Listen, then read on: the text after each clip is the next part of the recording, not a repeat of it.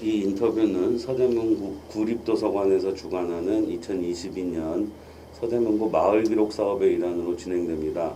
오늘은 2022년 9월 16일 금요일이고 이신화 선생님께서 말씀해 주시겠습니다. 장소는 서대문 구립 이진화 기념도서관이고 면담 진행은 손동류가 하겠습니다. 이번 인터뷰의 영상과 녹취문 등은 서대문 구립도서관에서 기록으로 남겨 관리할 예정입니다. 네. 선생님 감사합니다. 네, 반갑습니다.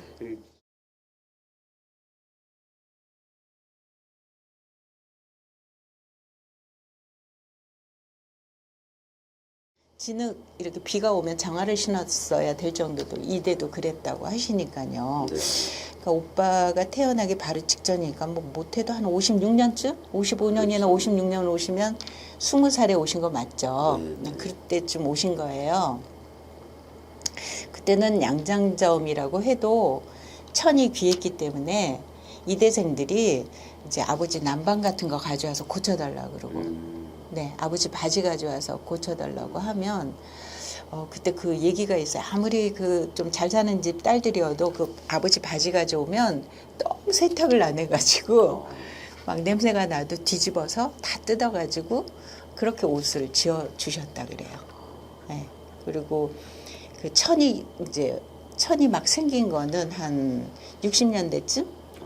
네, 왜냐하면 4.19 때 얘기를 안 할 수가 없는데 그때 그 이제 박정희 대통령이 전부 이대생도 교복을 입어라. 그런데 하얀 브라우스에 검정 스커트를 입으라고 이제 했는데 하얀 브라우스지만 약간 파래도 되는 거고 또 검정 치마라고 하지만 약간 또 쪽비셔도 되는 그런 거였나 봐요. 그래서 엄마가 사업수단이 좀 좋으셨는지 동대문에서 비슷한 천을 몽땅 가지고 다 사가지고 말하자면 이제 도리를 해가지고 오신 거죠. 그래서 다른 데서 만들 수 없게.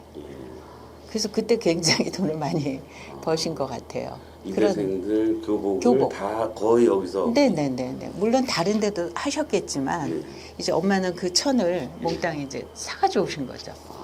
네. 그런 얘기도 들었어요, 저는. 네.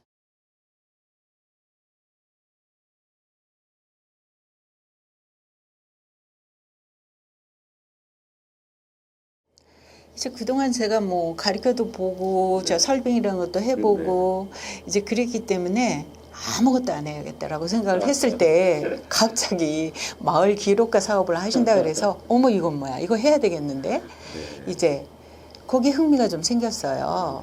네, 생겨서 이제 해보니까 이건 조금 다른 얘기인데 조금 살짝 늦은 감은 있어요. 왜냐하면 그거를 증언해 주시고 뭔가를 자료를 주실 1세대들이 안 계시다는 거. 맞아요. 그리고 2세대는 이미 이 터전을 떠났기 때문에 그만큼 애정이 없다는 거. 그거는 제가 또 요거와 더불어서 그 유해발굴단 지금 군에서 하고 있는 유해발굴단 사업이 있지 않습니까? 근데 이제 저희 아이가 군대를 가 있기 때문에 그것도 알게 됐어요. 근데 저희 큰아버지께서 학도병으로 전사를 하셨는데 그냥 전사하셨다는 얘기만 들었죠. 제가 요번에 서류 다 내가지고 이제 전사 확인해서 이제 전사자 가족이긴 하지만 이제 이전자를 내면 그쪽에서 유해하고 이제 이렇게 대조하는 것이 시간이 많이 걸린대요. 그래도 저는 이제 전사자 가족이라는 것이 확인이 됐고 이제 그러다 보니까 이 마을 기록 사업도 좀 늦었지만 지금부터 하나씩 모아서 진짜 서대문은 우선 교육의 메카이기도 하고 그렇죠. 우리나라 패션과 여러 가지의 그 문화 컨텐츠가 시작된 곳이기 때문에 그런 기록들은 전 남아야 된다고 봅니다. 네.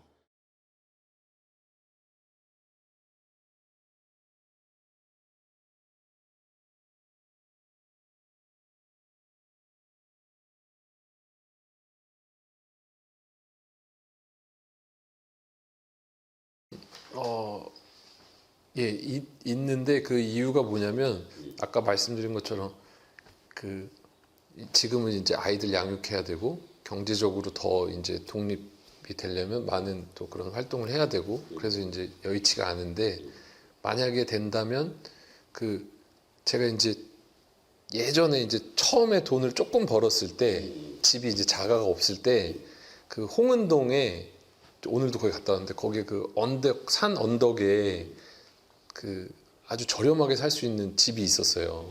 금액을 말씀드려도 되는지 모르겠는데 뭐 마음대로.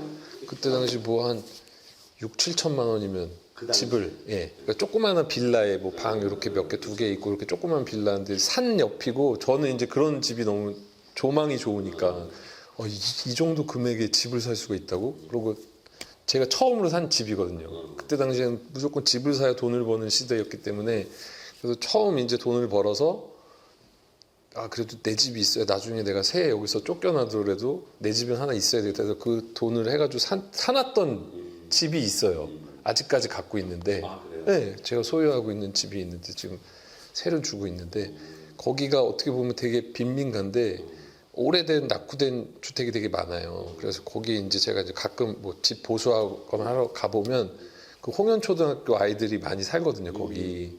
근데 아이들이 그 동네 그 빈민가니까 부모님들은 다 어디 나가시고 1, 2학년 된 애들이 계단에서 혼자 그 빌라 계단에 앉아가지고 자기네들 한 명, 두 명 앉아서 놀고 있는 친구들이 되게 많더라고요. 그래서 진짜 나중에 좀 목표라고 그러면 이제 그런 경제적 여유가 생기면 제가 갖고 있는 그 집을 뭐 개방을 해서 아이들의 뭐 이런 거기서 저도 뭐 문화창작 활동도 할 수 있고 거기서 그런 걸 이제 환원해서 아이들한테도 그런 기회도 제공을 해주고 놀이 공간도 제공하고 그러면 얼마나 좋을까 그런 생각을 해봤습니다.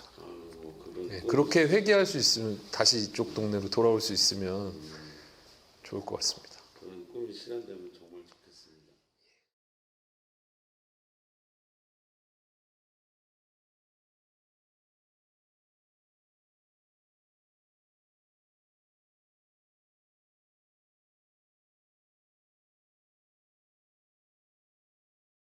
너무 삭막해졌어요. 그래서 제가 이 기록 이 하는 여기에 신청한 이유도 재개발은 이제 동전의 양면식으로 양면성이 있습니다. 편리하고 사는 사람은 쾌적하고 좋은데 고향 사람이라든지 그 정서를 문화적인 이런 걸 생각하는 사람은 너무 삭막합니다.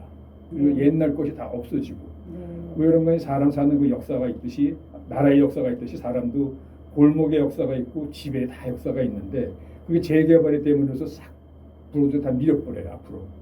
좌측 1-1, 2, 3구 다 아파트가 됐듯이 거기 가면 아는 사람도 없지 전부 다 아파트만 있으니까 너무 삭막합니다. 지금 근데 이 부가현동 2구역, 3구역이 좀 있으면 다 헙니다 지금. 그래서 제가 그 사진을 다 한 300이 몇 장을 찍어놨는데 너무 안타깝고 그렇습니다. 그래서 지금 부가현동에서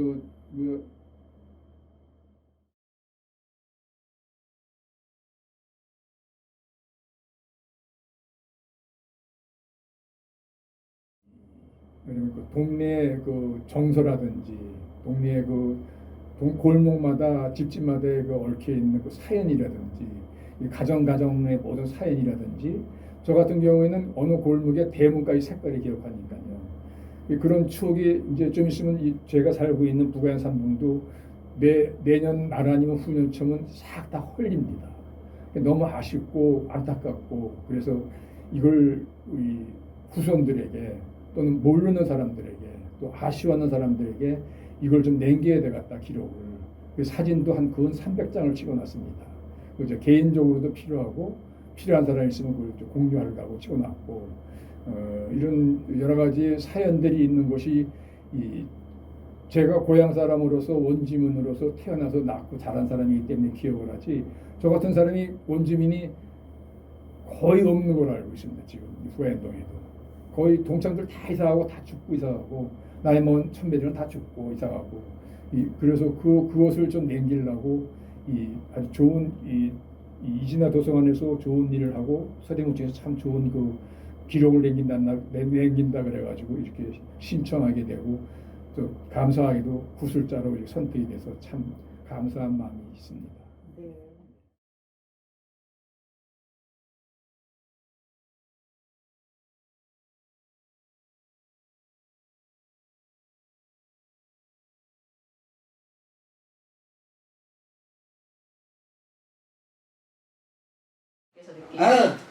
근데 지금이니까 그러지 여구에 네. 여기에 있는 것은 지금 못하다. 여기에 이 뭉쳐서 있는 사람들, 이렇게 거시는 사람들, 뭐 밥을 먹으러 오는 사람들, 하다못해 상추 이 밭에다 심어서 그랬으니 상추 어저께 먹어보니까 맛있더만. 아주 네. 이 뜯어줄게. 네. 예.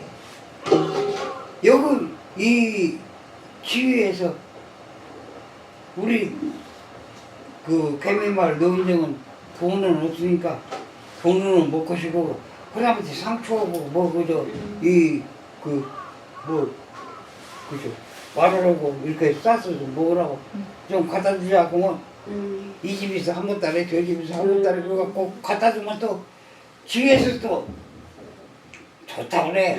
먹어보고 아따 그 노지에서 큰 상추라 맛이 좋더라고. 네.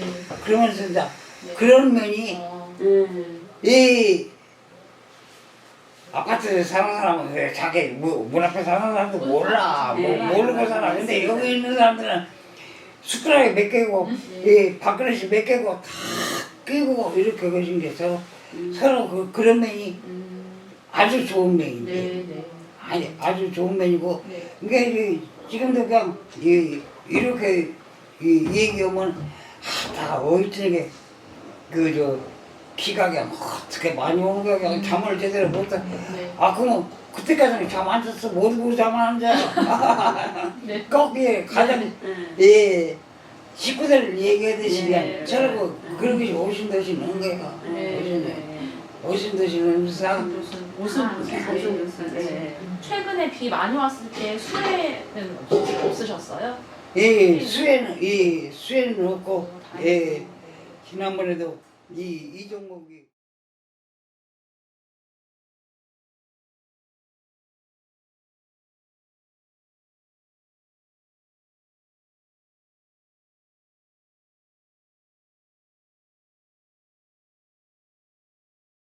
특징은요, 그 아이들 놀이 중심이에요. 근데 뭐 유치원들마다 뭐 놀이 중심이다 뭐 이렇게 얘기는 하는데요. 저희 유치원의 마당은 전체가 모래로 돼 있어요.